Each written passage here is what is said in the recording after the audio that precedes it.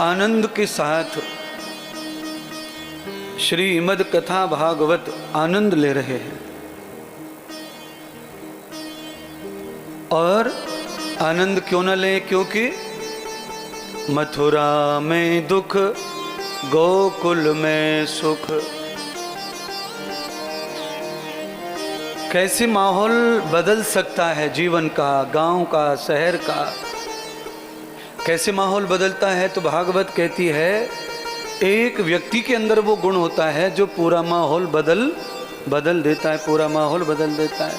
व्यक्ति, गोकुल में नंद यशोदा गैया सारे ग्वाल मौजूद हैं, पर कोई सुख नहीं मौजूद, आनंद कुछ नहीं है। जैसे ही भगवान श्री कृष्ण पधारे, पूरे गोकुल में आनंद बरसने लग गया। और मथुरा से भगवान निकले, पूरे मथुरा में क्लेश छा गया, दुख छा गया, संकट छा गया। और कैसा क्लेश आया, रात की नींद खत्म हो गई कंस की, दिन का चैन खत्म हो गया, भोजन खत्म हो गया, सब कुछ कंस का समाप्त हो गया। और गोकुल में जो नहीं था वो आ गया। अब ये सुनिए, जहां प्रकट हुए वहां नहीं रहे आनंद, और जहां प्रकट थे ही नहीं वहां पहुंच गए।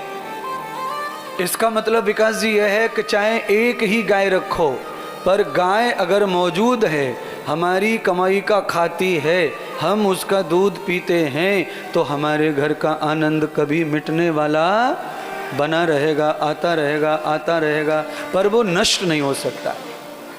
80 वर्ष के नंद बाबा के जीवन में गोपाल की खुशी आई, नंदलाल की खुशी आई। ये तो असंभव है, 80 साल के व्यक्ति को बालक बच्चा होना, पिता बनना, ये तो दुर्लभ है साइंस के आधार पर भी। अब कलयुग में तो संभव ही नहीं है, क्योंकि कलयुग में तो 40 साल में बुढ़ापा आ जाता है। 64 वर्ष औसत आयु है भारत के मर्दों की, 64 साल मात्र आयु है, औसत आयु 64 साल है। मृत्यु की वैसे कोई उम्र नहीं है, पर मृत्यु को भी उम्र से बांधा गया है। अगर हम अपने बचपन की बात करें मैं, तो ये सिद्ध कर सकते हैं, ये सच कह सकते हैं कि आज से 30-35 साल पहले जवान मृत्यु नहीं हुआ करती थी, लोग बूढ़े होकर ही मरते थे। इसीलिए कोई भी आदमी कॉन्फिडेंस होकर कहता था कि अभी हमारे दिन आए नहीं है। अब आदमी नहीं कहता ये, अब अज्ञानी भी यही कहता है कि कल का कोई भरोसा नहीं। क्यों नहीं है? क्योंकि हम रोज वही देख रहे हैं। औसत आयु जवान मृत्यु हो रही है। अगर वृद्ध 20% मर रहे हैं तो जवान 65% मर रहे हैं। मृत्यु इतनी ज्यादा बदलाव लाई है, मरण। और नंद के घर में आनंद हो रहा है। 80 साल की उम्र में बालक का अवतरण हुआ है, आगमन हुआ है। अच्छा, ये लाभ कैसे मिला? इतनी उम्र में कैसे ये लाभ मिला? तो इस लाभ के पीछे ये इतिहास भागवत में लिखा है कि नंद बाबा ने कभी किसी का दिल दुखाया नहीं है। आप कीर्तिम दया वृत्तिम सुनिए, जिस औरत ने किसी की कीर्ति को छिनाने की कोशिश नहीं की, वो कभी बांझ रह सकती नहीं है। अवश्य ही बालक होगा उसको, चाहे कितनी भी देर से हो। वो कौन है? यशम ददाति यशोदा सकृतिम यसान कृतम न दाताम। नंद वो हैं जो समस्त ग्वालों को आनंद देते थे। यशोदा वो हैं जो सब गोपियों को यश दान करती थी। यावते वस्त्रम तिलकम सवारंभम सौभाग्य मूलम स्त्रीणाम गृहताम। ये संस्कृत में क्या कहा, तो इसमें कहा मैंने कि नंद के घर जो भी सौभाग्यवती स्त्री पधारती थी, यशोदा बिना तिलक लगाए और बिना वस्त्र दिए उनको घर से विदा करती नहीं थी, चाहे पड़ोसिन क्यों ना आ जाए। अच्छा, वस्त्र देने वाली परंपरा बहुत पुरानी नहीं है, वस्त्र तिलक देने की परंपरा आज भी जीवित है, पर आज हम परफेक्ट सेलेक्टेड लोगों को देते हैं। जैसे हमारी बहन आ जाए या जीजा जी आ जाए या भतीजी आ जाए शादीशुदा, या भांजी आ जाए, तो हम उनको तिलक भी करते हैं, वस्त्र भी देते हैं, दक्षिणा भी देते हैं, परंपरा वही है। पर यशोदा का जो काल है वो 5000 वर्ष पुराना है।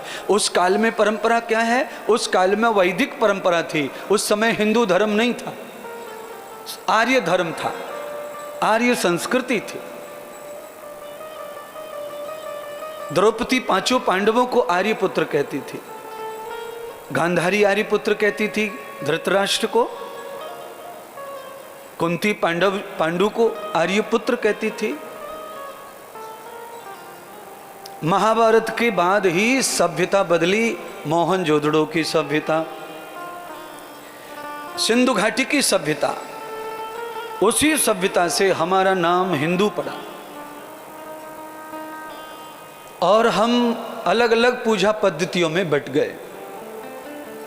महाभारत के काल तक हमारी पूजा पद्धति अलग अलग नहीं थी, एक ही पूजा पद्धति थी महाराज। और वो पूजा पद्धति क्या थी, नस्त पाषाण प्रवर्त युक्तम, पाषाण की पूजा नहीं होती थी। तब क्या होता था, तो कहा अग्निर्देवा नाम मुखम, अग्नि की पूजा यानी यज्ञ आदि, ध्यान, उपासना, संध्या, यही हमारी पूजा पाठ है, ऋषियों का यही पूजा पाठ है और असली सिद्धांत यही सत्य है। और इसको जो पालते हैं वही निकट होते हैं भगवान के, और बाकी चीज़ें जो पालते हैं वो केवल पाखंड के निकट होते हैं और कुछ बहुत ज़्यादा उससे लाभ प्राप्त होता नहीं है।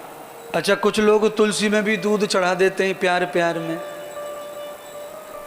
और जब दूध तुलसी में चढ़ता है तो तुलसी जो है सूख जाती है। दूध को स्वीकार करता है पीपल, बड़ और उदंबर यानी कि गूलर। जिन पेड़ों में दूध उपस्थित है पहले से, वह दूध को स्वीकार कर लेते हैं। आप बड़ पे दूध चढ़ाओ, पीपल पे दूध चढ़ाओ, बहुत आयु प्राप्त होगी बड़ को, पीपल को, और ऊर्जा, बहुत जल्दी पेड़ बड़ा होगा।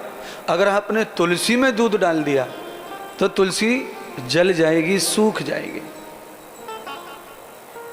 क्योंकि हम ठहरे अंधविश्वासी, हम खाली किसी का देख लें कि ये क्या कर रहा है अलग से, वो हम जरूर करेंगे। ये हमारी परंपरा है, पर करिए, आप जरूर देखा दाखी कीजिए, सीखिए, दूसरों से करके देखिए, देख के सीखिए, करिए, सब कुछ अच्छी बात है, पर पाखंड अंधविश्वास के कर्मों को नहीं सीखना है।